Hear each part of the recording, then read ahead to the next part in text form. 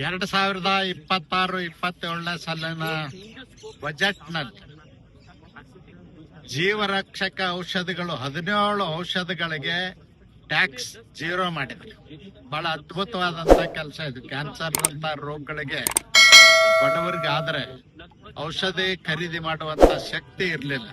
ಆದ್ರೆ ಇವತ್ತು ನರೇಂದ್ರ ಮೋದಿಜಿ ಅವ್ರ ಸರ್ಕಾರ 17 ಜೀವರಕ್ಷಕ ಔಷಧಿಗಳಿಗೆ 0% ಟ್ಯಾಕ್ಸ್ ಮಾಡಿದ್ರಿಂದ ಅವ್ರಿಗೆ ಅಭಿನಂದನೆಗಳನ್ನು ಸಲ್ಲಿಸಲಿಕ್ಕೆ ಬಯಸ್ತೇನೆ. ಇನ್ನೊಂದು ಬಹಳ ಮಹತ್ವದ ವಿಷಯ ಅಂದ್ರೆ ರೈತರ ಆದಾಯವನ್ನ ಹೆಚ್ಚಿಸಲಿಕ್ಕೆ ತಂತ್ರಜ್ಞಾನ ಮತ್ತು ನೀರಾವರಿಗೆ ಹೆಚ್ಚಿನ ಆದ್ಯತೆಯನ್ನು ಕೊಟ್ಟಿದ್ದಾರೆ.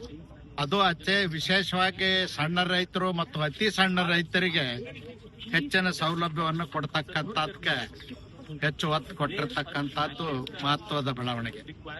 ಈ ಗ್ರಾಮೀಣ ಪ್ರದೇಶದಲ್ಲಿ ಮಹಾತ್ಮ ಗಾಂಧೀಜಿಯವರ ಗ್ರಾಮ ಸ್ವರಾಜ್ಯದ ಕನಸನ್ನು ನನಸು ಮಾಡಲಿಕ್ಕೆ ಪಾರಂಪರಿಕ ಕೈಗಾರಿಕಾ ವಲಯಗಳನ್ನ ಉತ್ತೇಜನಗೊಳಿಸ್ತಕ್ಕಂಥದ್ದು ಮತ್ತು ಕುಲದ ಕಸಬನ್ನೇ ನಂಬಿ ಬದುಕ್ತಕ್ಕಂಥ ಗ್ರಾಮೀಣ ಪ್ರದೇಶದ ಸಣ್ಣ ಗುಡಿ ಕೈಗಾರಿಕೆಗಳಿಗೆ ಹೆಚ್ಚಿನ ಪ್ರೋತ್ಸಾಹ ನೀಡತಕ್ಕಂಥದ್ದಕ್ಕೆ ನರೇಂದ್ರ ಮೋದಿಜಿ ಅವ್ರ ಸರ್ಕಾರ ಈ ಬಜೆಟ್ ನಲ್ಲಿ ಹೆಚ್ಚಿನ ಒತ್ತನ್ನು ಕೊಟ್ಟಿದೆ.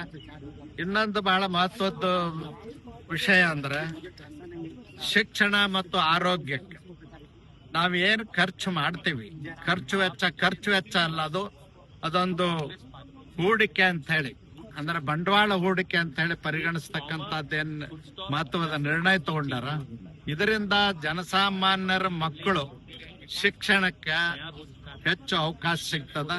ಆ ನಿಟ್ಟಿನಲ್ಲಿ ಇವತ್ತೇನು ಆರೋಗ್ಯ ಮತ್ತು ಶಿಕ್ಷಣಕ್ಕೆ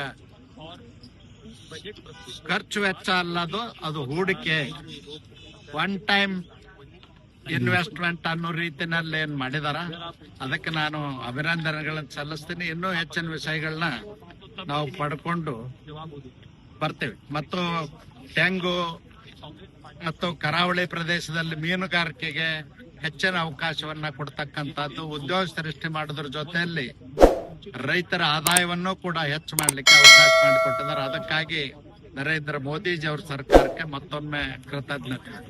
ಲೇಟೆಸ್ಟ್ ಹಾಗೂ ಇಂಟ್ರೆಸ್ಟಿಂಗ್ ಸುದ್ದಿಗಳಿಗಾಗಿ ಬಾಸ್ ಟಿವಿ ಕನ್ನಡ ಚಾನೆಲ್ನ ಸಬ್ಸ್ಕ್ರೈಬ್ ಮಾಡಿ. ಹಾಗೆಯೇ ಬೆಲ್ ಐಕಾನ್ ಪ್ರೆಸ್ ಮಾಡಿ. ಇದರ ಜೊತೆಗೆ ಫೇಸ್ಬುಕ್, ಇನ್ಸ್ಟಾಗ್ರಾಮ್, ಎಕ್ಸ್ ನಲ್ಲೂ ಮಿಸ್ ಮಾಡದೆ ಫಾಲೋ ಮಾಡಿ.